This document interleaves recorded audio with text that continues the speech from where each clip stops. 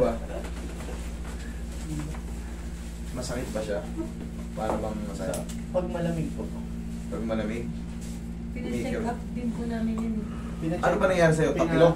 Basketball. Basketball lang. Kailan pa ba yan? Mga tansya mo? 2 months, 3 months, 4 months? Years. Years? Ngayon, paano siya masakit? Ano? Sige, higa ka. Sa hagdan, pagka gumaganong ka, ano, paano? Okay naman. Paano siya masakit? Okay naman. Pinaano ko siya, pina-check up ko siya sa doktor na. Pina-x-ray ko, tapos pina-check ko yung... Paano position siya masakit? Paano siya sumasakit? Paano ano mo? Anong atake? Paano siya umatake? Pagka ganyan? Pag ano? Pag ganito? Oo. Sige, higa ka. Tingnan nga natin kung paano. Doon natin kasi malalaman yan. Kung pagbalik, pagkatapos na adjustment ay mayroon pa rin. Pag ginanito ko, oh, sabi mo masakit. Wala. Oh, wala. Pag ganito. Wala. Pag ganito. Wala. Oh. Oh, wala. Paano siya? Ano rin siya yung pag malamig eh. Pag ano sir, kapag naglalaro pa kasi ako ng basketball yun. May... Naiirita lang pag napapagod, gano'n. Parang may umiinit, parang may anong pakiramdam. Ganun. Pero hindi ba siya namamaga? Hindi ba siya Hindi, ano to sir, puto to. Puto yan. Hindi ba lumihis? Hindi ba ano? Hindi ba? Hindi, kung lumihis to, hindi niya ito may natapak. Kung nakalis ang talos joint dito, kung nakalis dito ang tibia nito, pag diin niya ng gano'n. Ano, syempre, pag nakadislocate yung buto mo, marami kasi itong tendon at ligaments. Pag nakalis ito, hindi niya maididiin. Ano lang yan? Possible na umusog lang ng kaunti itong talos. Kaunting-kunti lang.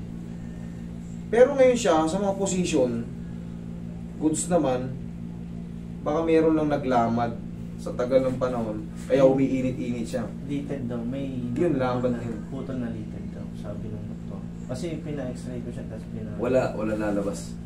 Sa mga litid siya, litid daw siya.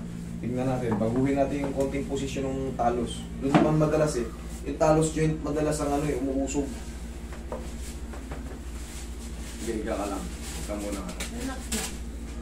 Tapos, pag malamig ang panahon, Doon po. itapat mo to sa aircon. Tignan mo kung sasakit. Huwag mo lang babasahin.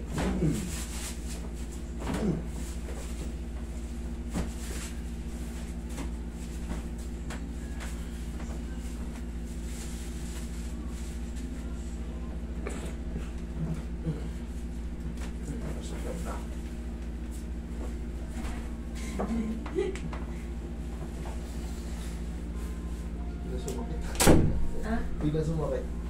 Kikirot ng konti yan. Mga ilang segundo lang naman yan. Mga 20 seconds. Para siyang napukaw yung ano niya. Parang nabuhay yung ano. Kasi bagong position to. Para mabago yung nararamdaman mo. Kasi taon na itong pinoproblema mo. Taon na yan. Hindi mo wala yung ano pagka napagod. Baka ang pakiramdam mo yung pag napapagod parang may kumukot-kot na mga langgam. Oh my God. Ilang segundo lang naman yun, parang yung magre-retanit yung adjustment. Gumagano-ganon. Pero, saglit lang yun.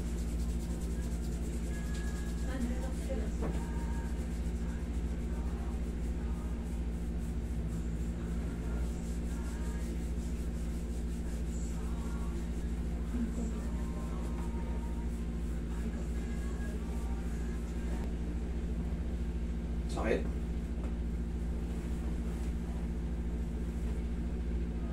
Wala.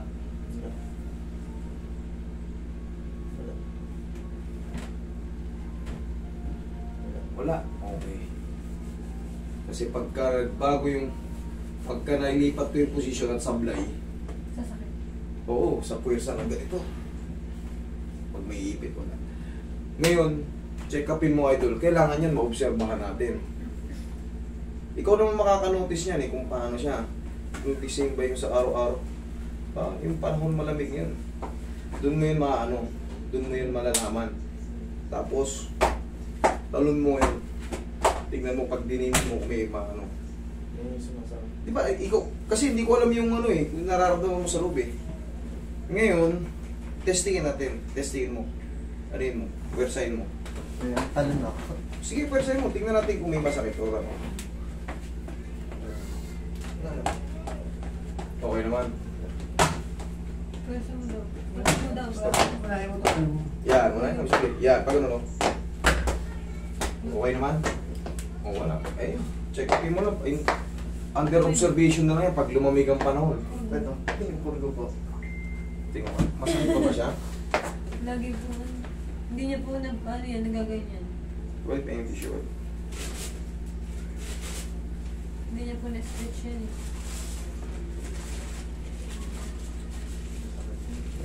Baka pare-pareho naman yung galit. Ano sabi lang? Kumapal lang yung cartilage. Masakit ba pag ginunto ko? Okay.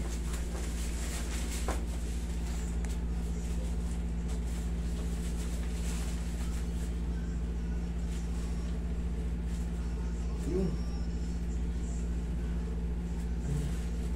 Ay, doon may scratch yung ano mo.